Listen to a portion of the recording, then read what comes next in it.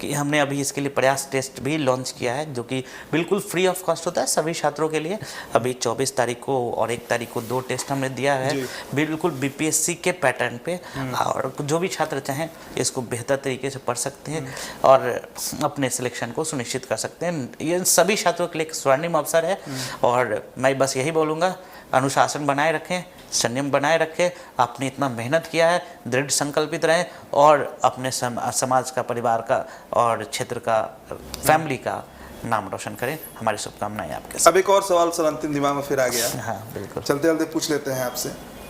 Destiny और hard work 2 चीज़ होता है सर। आपने जीवन का कई फेज देखा है। बिल्कुल बिल्कुल। आप वहाँ से उठकर यहाँ पहुँचे हैं। आपने जो बैकग्राउंड बताया, सिविल सर्विस का कई बार इंटरव्यू आप दिए हैं, नौकरी की है एमएनसी में, आज इतना बड़ा कोचिंग इंडस्ट्री, आप फ्री इंडस्ट्री बोल रहे हैं सर, चूँकि हो गया है, खड़ा कर दिया आपने।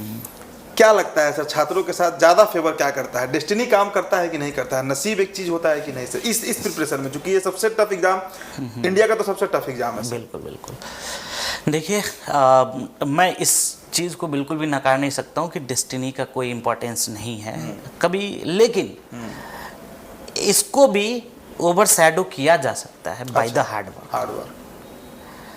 मेरी बात को समझिएगा, ठीक है? कई बार होता है कि कुछ चीज़ें आपके लिए नहीं होती हैं और आपके लिए बहुत मेहनत करते हैं, आप उसके लिए बहुत मेहनत करते जाते हैं, लगातार एनर्जी से आप मेहनत करते जाते हैं, लेकिन एक समय आता है कि आपने जो उस समय मेहनत किया है उसका फ़ायदा कहीं और मिलता है। हार्ड वर्क का फ़ायदा कभी ना कभी तो आपको मिलता है, हो सकता है कि उस समय नहीं मिला हो। तो डेस्टिनी को हम लोग ना एक रेफरेंस में देखते हैं कि मेरा सिलेक्शन हुआ कि नहीं हुआ, लेकिन आपने जो मेहनत किया उसका हो सकता है कि इसके जगह पे दूसरे जगह पे आपको फायदा मिले।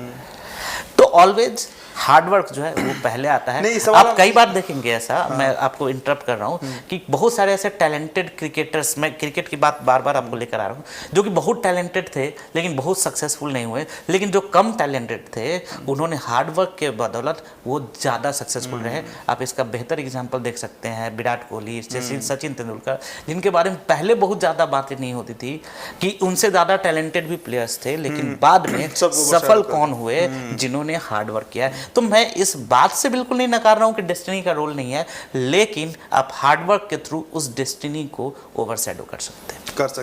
ये सवाल इसलिए पूछे सर क्योंकि अपने परिवार में भी हमने एक देखा है, अपने मामा जी को 83 से वो तैयारी शुरू किया, 1983 97 में क्रैक किए वो। अच्छा। अब 3 साल रिटायर किए। अच्छा।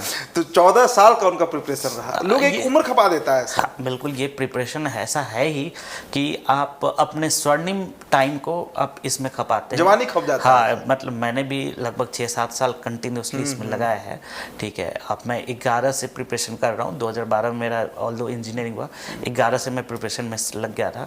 तो एक टाइम तो लगता है। ये सिविल सेवा आपसे समय मांगता है, आपसे परिश्रम मांगता है, अनुशासन मांगता है, तभी तो इस सेवा में जाने के बाद आपको कल तक जो कोई नहीं जान रहा था, एट रैंडम पूरा बिहार, पूरा इंडिया नाम जानने लगता है। कुछ चीज़ है तभी तो।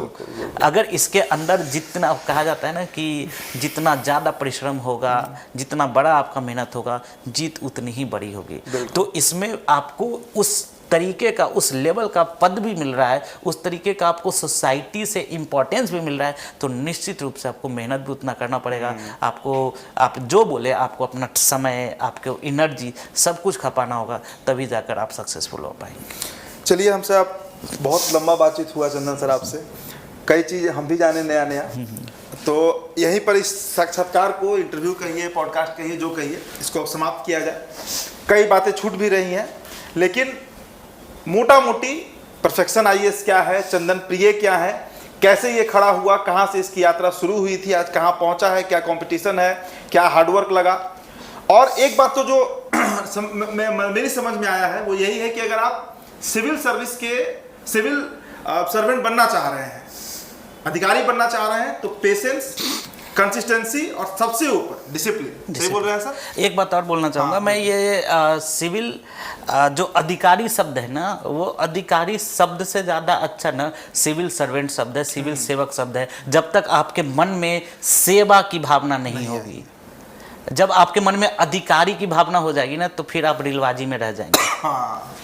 आप खुद को सेवक माने, इसलिए सिविल सर्वेंट कहा जाता है। आप सेवक हैं, लोगों के, जनता के सेवक हैं। अगर जब तक आप वो टेंडेंसी नहीं रखेंगे, सेवा का भाव नहीं रखेंगे, तब जहां जैसे मन में अधिकारी वाली बात होगी नहीं, तो आप अपने आप को सुप्रीम समझने लगेंगे, सर्वोपरि।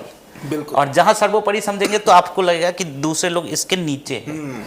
नीचे नहीं है, आप उनके सेवक हैं। That's why you are civil servant. तो ये टेंडेंसी के साथ जब तक काम नहीं करेंगे तब तक सफल नहीं होंगे और तब तक समाज का उत्थान नहीं होगा। क्योंकि at the end of the day motive क्या है? सोसाइटी का अपलिफ्टमेंट, सोसाइटी का अपलिफ्टमेंट। और ये तब तक नहीं होगा जब तक आपके मन में सेवा की भावना नहीं होगी। तो इसलिए मैं आपको, सॉरी फॉर इंटरप्शन, लेकिन मैं आपको जरूर कहना चाहूँगा कि सिविल सेवक कहना, अधिकारी शब्द जो है ना, वो एक अलग ही मानसिकता को प्रदर्शित करता है।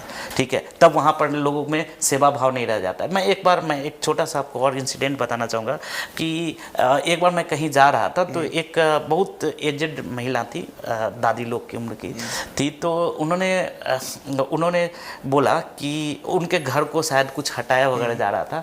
तो उन्होंने बोला क्या कि डीएफ साहब से या कलेक्टर साहब से जाकर बोलिएगा ना तो मेरा घर बच जाएगा। लोगों को इस कदर का ट्रस्ट है।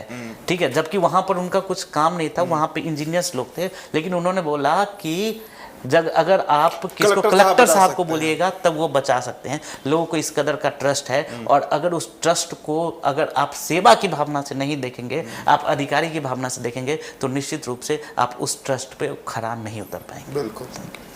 चलिए, तो यहीं पर हम समाप्त करते हैं। मेरा नाम उदित तारण है। बहुत बहुत शुक्रिया।